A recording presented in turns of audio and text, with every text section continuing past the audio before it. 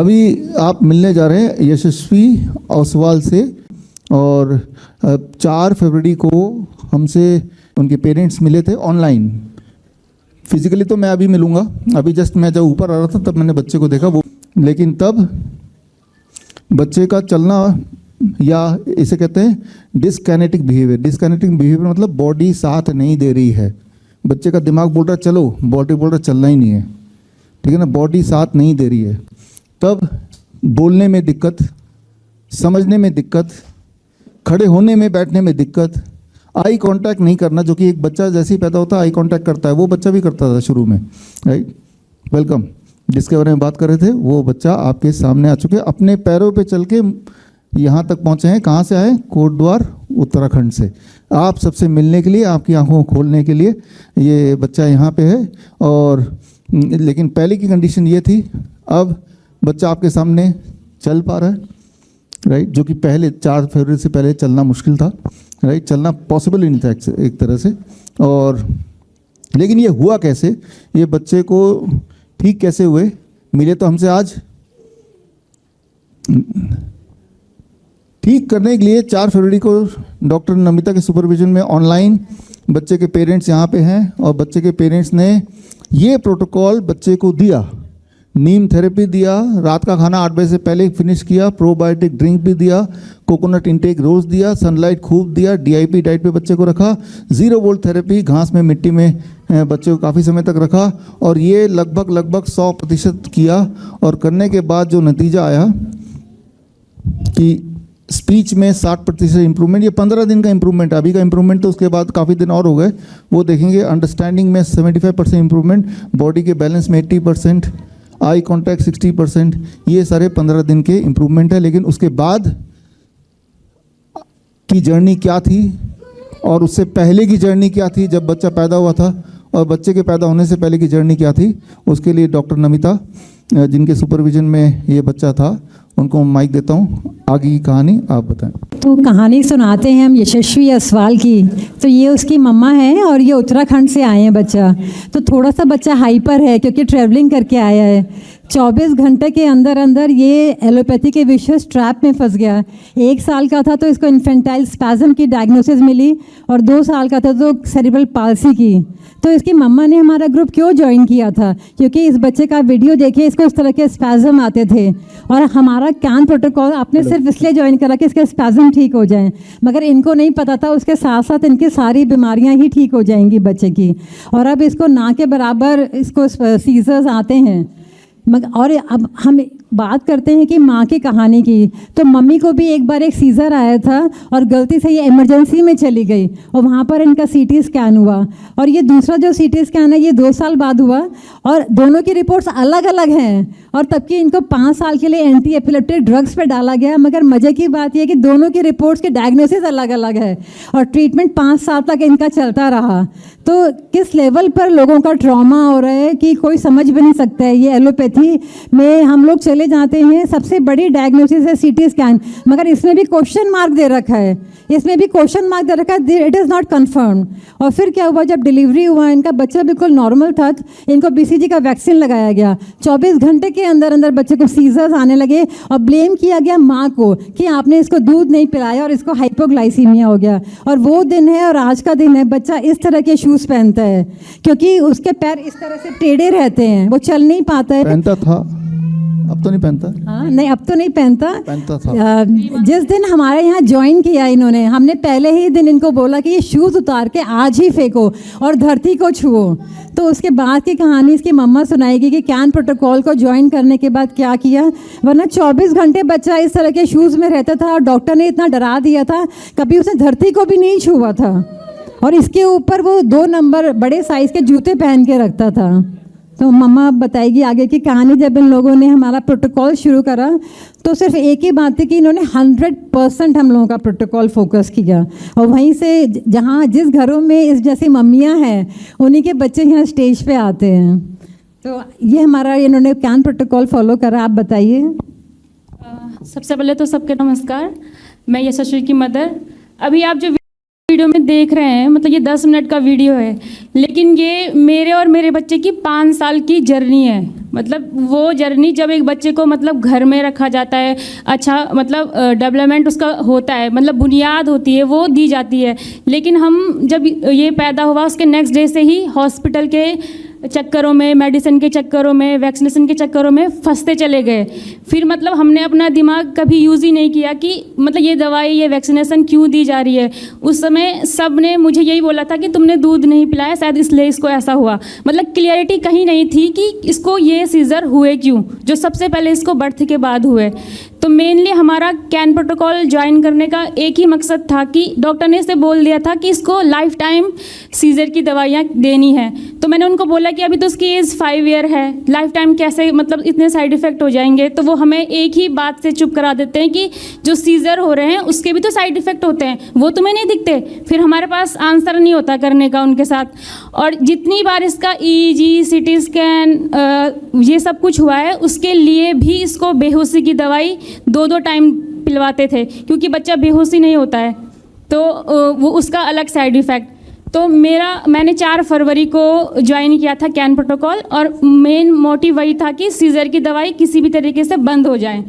लेकिन उस समय मुझे ये नहीं मालूम था कि जो कैन प्रोटोकॉल के अंदर इतनी सारी थेरेपीज़ हैं, उससे मेरे बच्चे की बैलेंसिंग में और ग्रिपिंग में, स्पीच में, अंडरस्टैंडिंग में, इसमें भी इम्प्रूवमेंट होगा।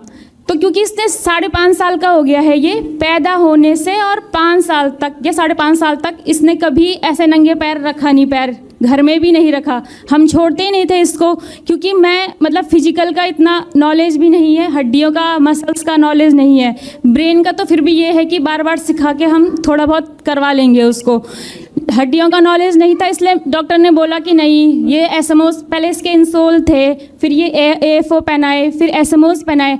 एसएमओस इतना बड़ा होता है, वो डबल लेयर वाला होता है, उसके बाहर भी फिर ऐसे शूज़ या सैंडल पहनाने होते थे। इसने मतलब ग्राउंडिंग ले गए होंगे हम पहले, लेकिन कभी इसने मतलब नंगे पैर ग्राउंड में चला नहीं, घास में चला नहीं, बाहर मतलब ऐसे सन में गया नहीं। जैसे मतलब कैन प्रोटोकॉल फॉलो करने के बाद एक रूटीन बन जाता है हमारा कि नीम देना है, ग्राउंडिंग करनी है, नीम बात देना है, अमली लेनी है, फ्रूट्स डेली लेने हैं। तो मतलब ऐसा नहीं था पहले। तो जैसे हमारा मतलब हम बाहर हैं, घर से कुछ नहीं है खाना खिलाने को, तो हम फ्रूट्स दे देते थे। ऐसा नहीं था कि पर्टिकुलर एक टाइमिंग नहीं है कि देना ही देना है। लेकिन कैन प्रोटोकॉल सबसे पहले मतलब वही था कि मैम ने बोला कि शूज़ मत पहनाओ, तो मैंने सबसे पहले वही किया कि शूज़ हटा दिए उसके, और जितना हो सके उसे ग्राउंडिंग कराई। तो ग्राउंडिंग के 3 दिन बाद ही मतलब उसकी स्पीच में क्लैरिटी आई, और जो मतलब बैलेंस है, क्योंकि एसएमओस पहनता था तो ठीक चल रहा है, लेकिन एसएमओस उतारो तो ये पैर ऐसे, हड्डियाँ ऐसे हो जाती थी, तो बैलेंस नहीं बन पाता था उसका। बहुत तेज़ चलता था तो मुड़ता था, फिर गिर जाता था।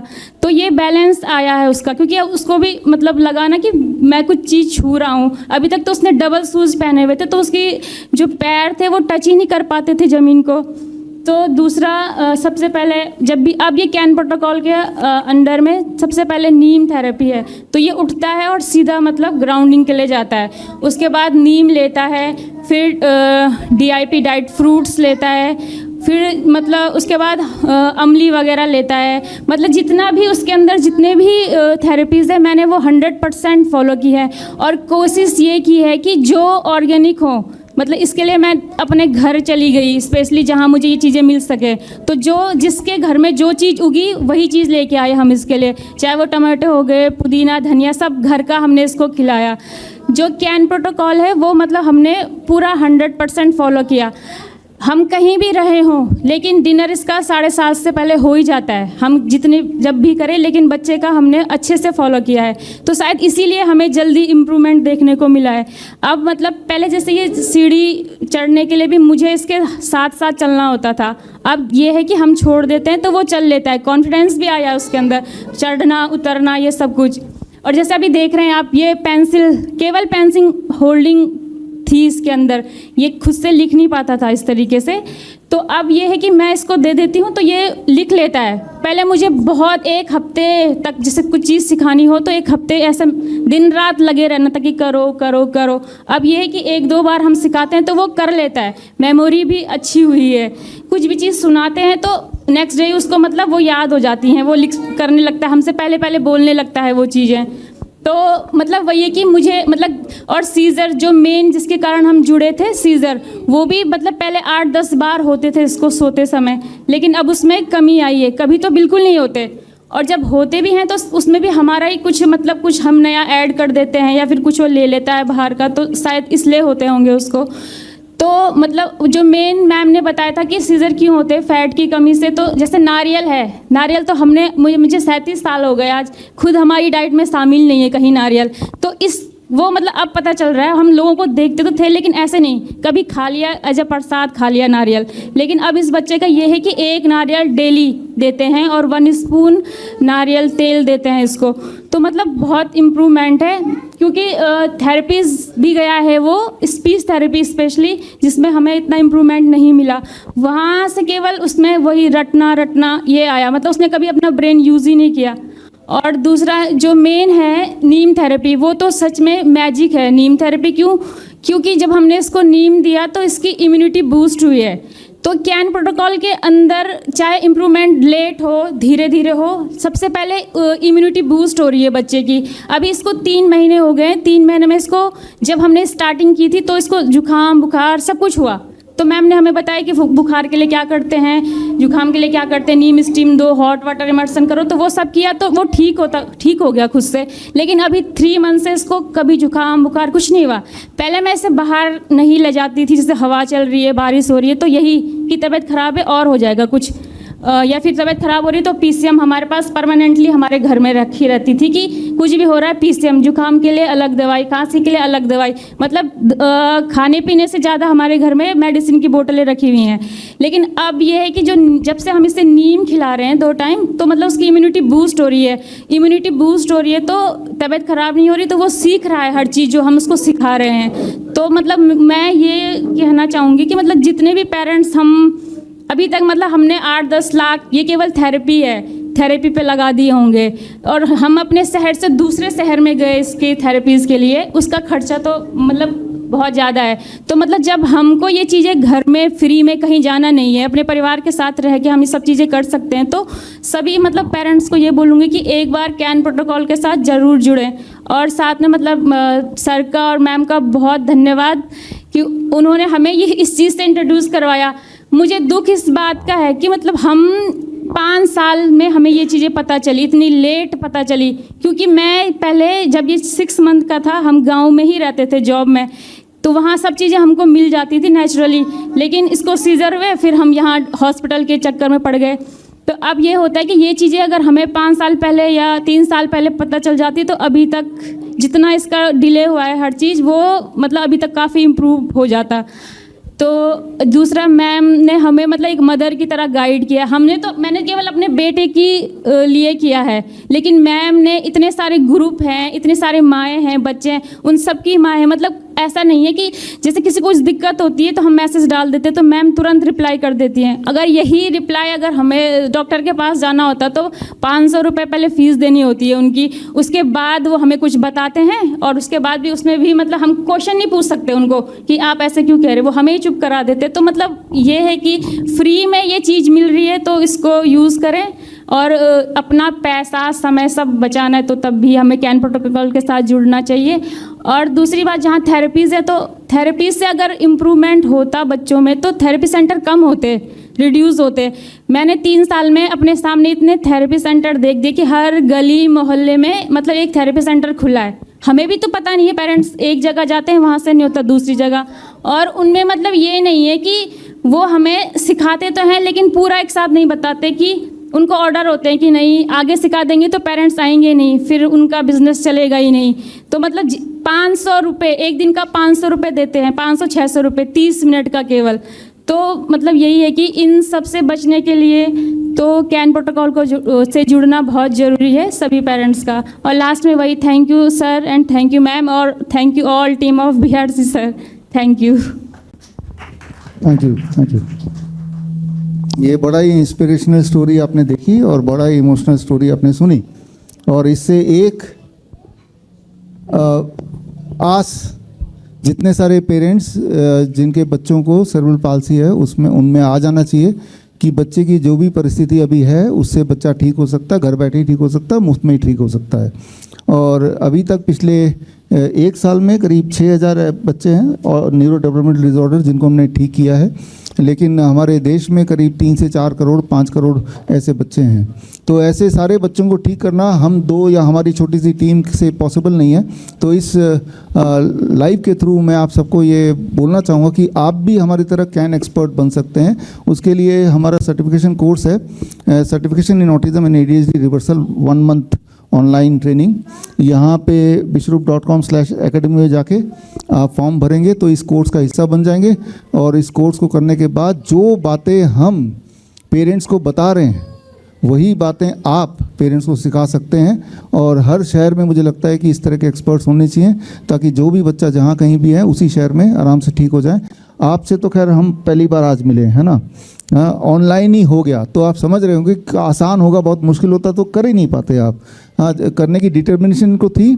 आफ्टर ऑल बच्चा इनका है तो हम सब एज ए पेरेंट अपने बच्चे के लिए कुछ भी कर सकते हैं, सिर्फ हमें विश्वास होना चाहिए। और विश्वास आपको हो इसलिए उत्तराखंड से चल के सिर्फ सारी पेरेंट्स के दिमाग में विश्वास जगाने के लिए आप यहाँ पे आए। आपका बच्चा तो ठीक हो गया, फिर भी यहाँ क्यों आए? ताकि आपके माध्यम से एक मैसेज लोगों तक पहुँचे कि ये पॉसिबल है ठीक। पहले तो प्रिवेंटेबल है और अगर हो ही गया तो ये क्योरेबल भी है। और आप देख रहे हैं बच्चा कोई उस तरह के स्पेशल जूते पहने नहीं है जैसे पोलियो वगैरह में पहले पहना जाता था, अगर आपने देखा होगा आज से 30 साल पहले। और बच्चा चल पा रहा है, दौड़ पा रहा है और सीढ़ियाँ भी चल के आया था जैसे कोई भी और बच्चा आता है। तो ये अपने आप में बहुत बड़ा एक सबूत है। तो मैं उम्मीद करता हूँ जो भी लोग मुझे सुन रहे हैं ये मैसेज आप उन पेरेंट्स तक ज़रूर पहुँचाएं जिन पेरेंट्स को इसकी सबसे ज़्यादा ज़रूरत है, कैन प्रोटोकॉल की सबसे ज़्यादा ज़रूरत है। बड़ी से बड़ी बीमारी का आसान से आसान इलाज घर बैठे ही हो सकता है। अधिक जानकारी के लिए कांटेक्ट करें nearest doctor BRC clinic @home।